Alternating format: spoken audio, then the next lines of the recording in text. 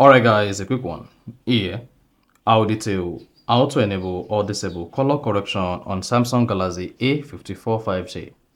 So if you have the Samsung Galaxy A54 in the A series, and now you want to disable or revert the color back to normal from color corrections, if your color correction is enabled by mistake, and you don't know how to go about this, then there's a video for you.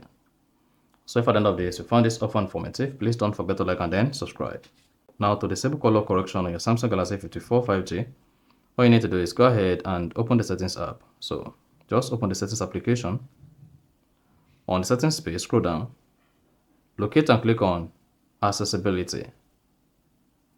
Now under accessibility, click on vision enhancements.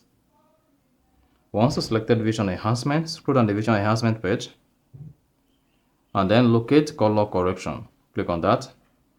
Once you click on color correction, this is what you're going to have. Now, to disable color correction, just locate this and turn this off. And then you're good. If you go back to the home screen, then you should see the color correction disabled. Now, if you want to enable your color correction, all you need to do is click on settings, scroll down, locate and click on accessibility. On the accessibility page, click on vision enhancement, scroll down, locate color correction, then turn on color correction if color correction is disabled. After that, you can now come here to choose Dotan, Protan, Tritan, or Grayscale. So whatever you choose here will affect as a color correction on your Samsung Galaxy A54 5G. You see that?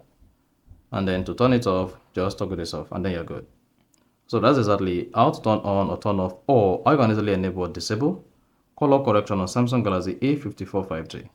So if you found this offer informative, please don't forget to like and then subscribe.